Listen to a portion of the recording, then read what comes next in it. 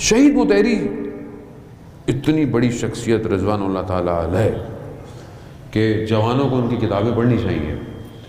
وہ کہتے ہیں کہ جب ہم درس میں جاتے تھے، بدھ کو درس ہمارا ہوتا تھا، درس اخلاق، اور جب ہم درس سے نکلتے تھے تو ہمیں لگتا تھا کہ ہمارا وجود ایسا ہے کانپ رہا ہے خوف الہی میں. لیکن جمعہ، ہفتہ، اتوار گزرتا تھا، آہستہ آہستہ ہم نارمل ہونا شروع ہو جاتے تھے. جیسے ہی پیر آتی تھی ہمیں ایسا لگتا تھا دوبارہ دنیا کے ہیں، اور پھر بدھ آ جاتی تھی. اتنی بڑی شخص، بہرحال ان کا اپنا مقام ہے، وہ کس چیز کو اپنے لیے سمجھتے ہوں. لیکن ہمارے معاشرے میں تو ایسا سسٹم ہی کوئی نہیں ہے. تھوڑا بہت یہ ہے کہ ہمیں ایام اعزا اور جو مجلس سے مل جائے تو مل جائے، وہ بھی کوئی نفس گرم آ جائے تو گرمی پیدا کر دے، ورنہ ہمارے جیسے طالب علم کیا بات کریں گے، چیز باتیں کر کے چلے جاتے ہیں. اب جس معاشرے میں یہ بالکل ہی شارٹیج ہو تو وہاں تو آپ فقدان دیکھیں، لیکن جہاں ہو اور اگر آپ کو کیفیت پتہ چلے اور آپ باہر نکل کے گرا دیں تو روح کہاں جائے گی؟ روح کیسے بلند ہو؟ آیت اللہ قاضی طباطبائی کے شاگرد تھے ہاشم حداد، سید ہاشم حداد، کہ جن کے بارے میں روح مجرد کتاب میں آیت اللہ تہرانی لکھتے ہیں کہ وما ادراک مال حداد، تم حداد کو درک نہیں کر سکتے کہ حداد کیا تھا.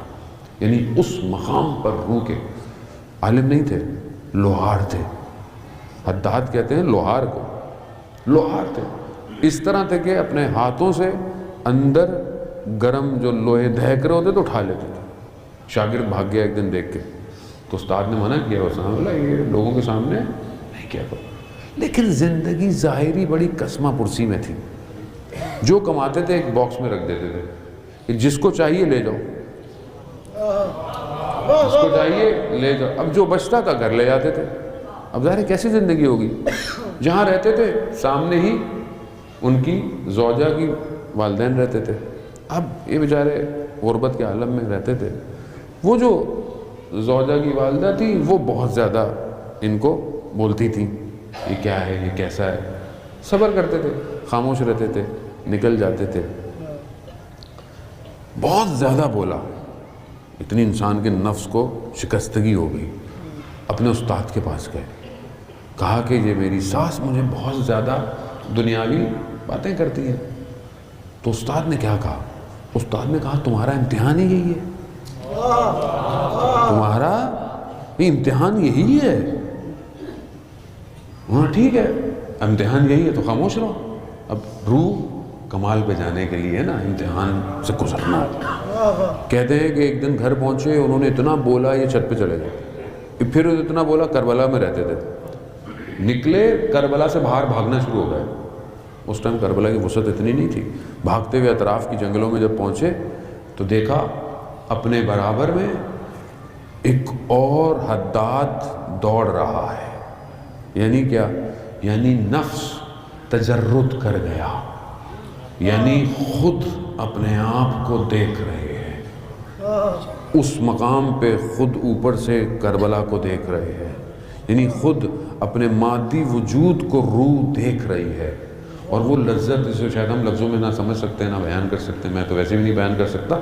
اس چیزوں کو، اس کیفیتوں کو، اس مقامات کو دیکھا، پھر واپس بدن میں آئے اور آ کر سب سے پہلے اپنی ساس کے پاؤں میں پڑ گئے، ان کا شکریہ ادا کیا. وہ کہ نہیں یہ کیا بات ہے، مطلب میں کہا اگر آپ مجھے ایسا نہ کرتی تو میں یہ مقامات حاصل نہیں کر سکتا تھا. اب ظاہر ہے کیونکہ ہم ان چیزوں سے واقف ہی نہیں ہیں تو ہمیں پتہ ہی نہیں ہوتا کہ میرا امتحان کیا ہے. اب ایک جوان کہتا ہے کہ میں سارے اچھے کام کرتا ہوں، سب کرتا ہوں، لیکن کسی ایک مقام میں گر جاتا ہوں. یہ ہم مثلاً کے بعض کہتے ہیں مجھ سے فجر نہیں پڑھی جاتی، سب اچھا ہے، ساری رات بٹھا لو، تھوڑی دیر پہلے آنکھ لگ جاتی ہے. شاید بہت پرہیزگار ہے، سارے کام اچھے کرتا ہے، لیکن لذت گناہ گرا دیتی ہے.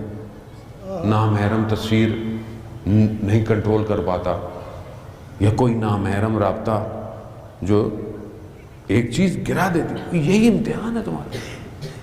اگر تم اس کو کراس کر گئے تو خدا تمہیں مقام عطا کرے گا. اور یہ مقام کوئی قید نہیں ہے کہ کسی کو ملے یا کسی کو نہ ملے، سب کے لیے دروازہ کھلا ہوا ہے. خدا نے اس دروازے کو کھولا ہوا ہے، بے شک سب کے لیے کھولا ہوا ہے۔